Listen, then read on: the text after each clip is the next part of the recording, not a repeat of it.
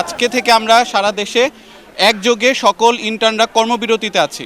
যদি আমাদের এই যৌক্তিক 6 দফা দাবি নিকট সময়ের মধ্যে মেনে নেওয়া না হয় এবং স্বাস্থ্য মন্ত্রণালয় থেকে শুরু করে আপনার যারা দায়িত্বে আছেন সেই জায়গা থেকে যদি সুনির্দিষ্ট কোনো বক্তব্য না আসে, তাহলে আমরা নিকট ভবিষ্যতে খুবই দ্রুত আমরা শাটডাউন কর্মসূচি সহকারে আরও কঠোর কর্মসূচি নেওয়ার ঘোষণা দিব খুবই দ্রুত। এটা আমরা আর সময়ক্ষেপণ করতে চাচ্ছি না, কারণ আপনারা জানেন যে ইন্টার্ন কর্মবিরতি মানে বিভিন্ন বিভাগীয় হসপিটালগুলো এবং জেলা হসপিটালগুলোতে রোগীরা অনেক ভোগান্তিতে পড়ে। বাংলাদেশের বিভিন্ন সেক্টরগুলোতে যারা কর্মরত আছেন কর্মচারী, তাদের হচ্ছে একটা নির্দিষ্ট একটা বেতন কাঠামো আছে, কিন্তু বাংলাদেশের ডক্টরদের বেসরকারি চিকিৎসক বিভিন্ন হসপিটালে কর্পোরেটে বা ক্লিনিকে আছেন, ওনাদের কোনো আলাদা কোনো বেতন কাঠামো স্ট্রাকচার নাই। আমরা চাচ্ছি বেসরকারি ট্রেনি চিকিৎসকদের আলাদা একটা বেতন কাঠামো করা হোক।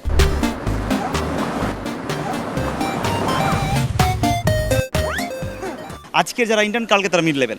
তো আজকে আমরা যদি আমাদের ভবিষ্যৎ নিয়ে শঙ্কিত না হই, এই এমন একটা সংকটপূর্ণ পরিবেশ আমাদের জন্য তৈরি করা হয়েছে। পৃথিবীর মনে হয় এই একটা প্রফেশন, যে প্রফেশনের শিক্ষার্থী থেকে শুরু করে ইন্টার্ন, মিড লেভেল সবাই তাদের অধিকার নিয়ে সংখ্যা থাকে সবসময়। আমরা আমাদের সুরক্ষা আইন গত 15-20 বছর ধরে আমরা করতেছি, তার মানে বুঝতে পারতেছেন যে আমরা কত অসুরক্ষিত অবস্থায় ইমার্জেন্সি সেবাগুলো দিচ্ছি।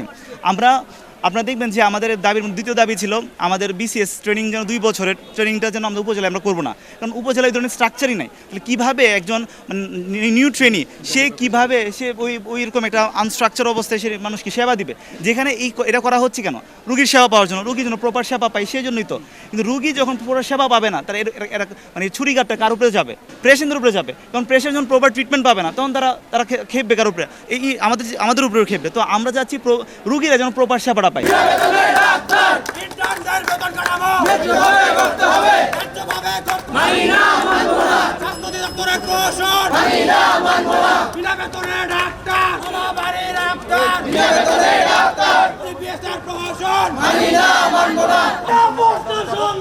সংগ্রাম সংগ্রাম ডাক্তার ডাক্তার বিনা বেতনে ডাক্তার বাবা বাড়ি ডাক্তার বিনা মানব না স্বাস্থ্য দপ্তরের প্রশাসন সংগ্রাম সংগ্রাম সংগ্রাম বাবা বাড়ি ডাক্তার বিনা বেতনে ডাক্তার বাড়ি ডাক্তার